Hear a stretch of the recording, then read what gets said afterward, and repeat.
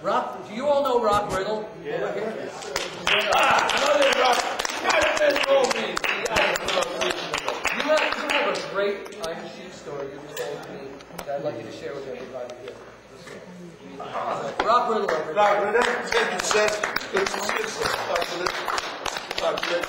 That young man, I had a long time. Yes, sir. Tell them that great story about Iron Sheik. I was very young in the wrestling business. I had only been wrestling professionally for maybe a year and a half.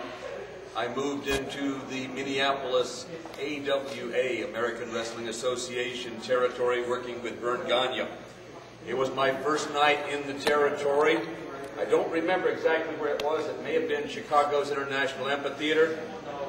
But we're sitting in the dressing room. Some of you know the wrestling sense of humor and some of you do not.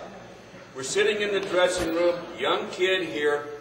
There's a fellow by the name of Stan Kowalski, the big K. And he looked at me and he says, "Hey, welcome, kid. Who you wrestling tonight?" And I said, "I don't know." He says, "Well, let's check the program and see." "Oh, you're wrestling Khosrow Basiri." I said, "Yeah." Okay, I had no idea who Khosrow Basiri was. So he says, "Listen, kid, I wouldn't tell you this if I didn't like him. That Basiri guy, he's a bit of an asshole. Thinks a little too much of himself. You see, what you do is, if you go in the ring with this guy, if he gets like really super tight with you, you gotta do it. You gotta put him against the ropes. You haul off, and you hit that guy. You hit him hard.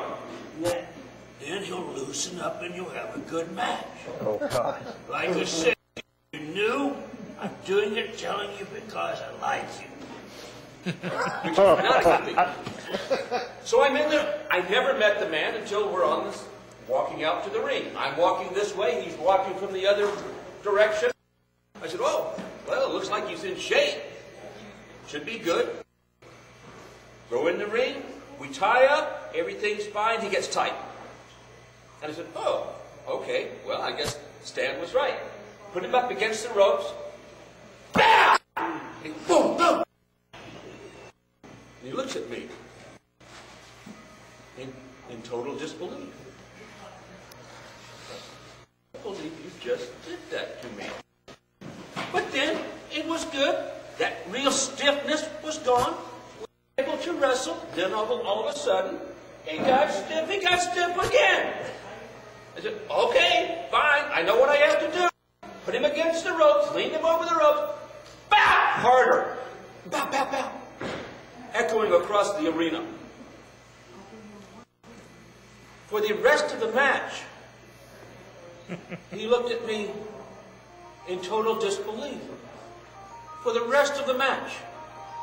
When we finished, and it was a beautiful match, because the man is one of the best in the business ever in the history of this business.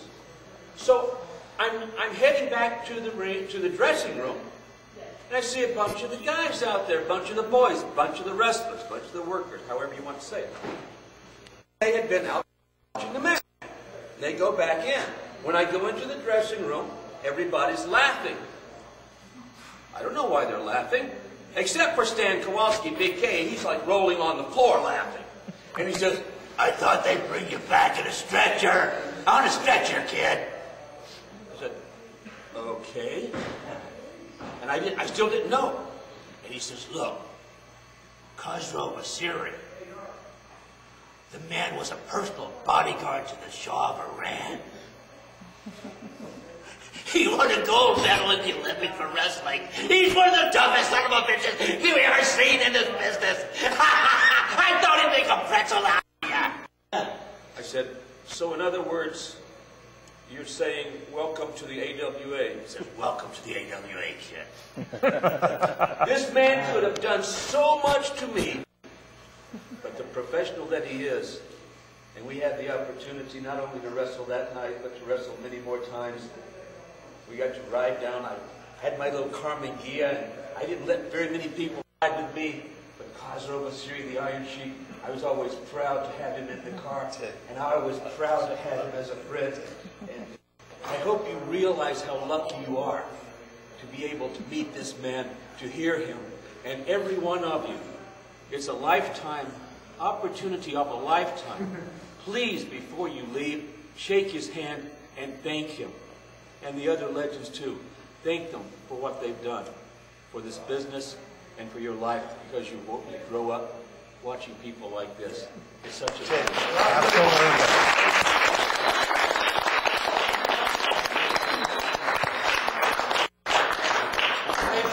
We have any other questions? We have time for like one or two more. I want to ask you before we'll get to your questions real quick. Iron Sheik number 1, right? Who is number 2? Number 2, Iron Sheik was number 1. Iron Sheik's number 1. Yeah. Who's number 2 in your mind? For wrestling? Yeah. Who's number 2? Well, number 2 probably going to be Cordangle. Okay. Okay. I mean, pro Cordangle, amateur Dan Gable. Amateur Dan Gable. Okay. Who do you hate the most? Yes. Ultimate Hogan, Ultimate Warrior, or Brian Blair? Who do you hate more? Brian Blair, Hulk Hogan, or Ultimate Warrior? Ultimate Warrior. What would you do if he was here today? Well, like I said, even my young day already beat him with my Persian club. And I didn't know the guy is gay. But if he was here today, I don't want to even talk to him. I don't want to shake hands to him. I don't give a fuck about him and that guy. Baba. Baba the Love Sponge. Baba the Love Sponge. Question over there. What did you think of What did you think of Junkyard Dog? Oh, God bless him. He was good. A two-part question. Your favorite memory of Freddie Blassie and your favorite memory of Slip?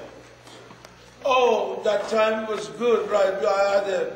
I was very, very lucky to have Mr. Fred Blassie, classic Fred Blassie. I was his first champion. It was the greatest manager I had, and also Slade was a black man to be my manager. Both of them was good. We have time for one more question. I got one. We have to wrap up. I got one. So I got one. If we can do all 3 of them fast back there. Well, how was it working with Sergeant Slaughter? Sergeant Slaughter, one of the great, one of the great feuds of all time. Yeah. Sergeant Slaughter started Minnesota after myself, and Mr. Gagnon, greatest storyteller, and talking on them not too much. Can you hold it down back there, please? Well, thank you. Thank you. So, and Sergeant Slaughter from Midwest, from Minnesota, he started like myself. Sergeant Slaughter, the greatest former I had, and I still the show, I still the match. They call it boot camp. Boot camp match. Boot camp match. One of the greatest. Anything goes. Exactly. One of the best match in the all time in WWF or WWE. It was between Sergeant Slaughter and Iron Sheik. Sergeant Slaughter, great performer, great wrestler, great psychology, good general. He was the best. Yes, did a few years later, outside of WWE, you have a rematch with Bob Backlund in another promotion? You and Bob Backlund battled again? I don't know.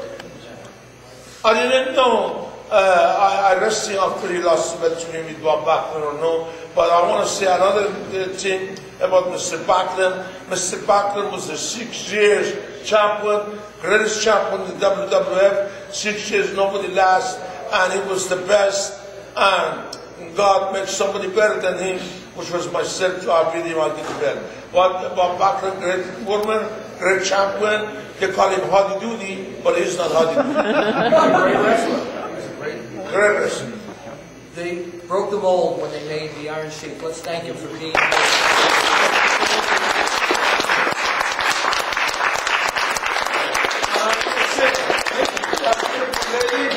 Because she called me every day to make sure I made it. I want to say God bless her. She's beautiful. Thank you. The Iron Sheik, everybody.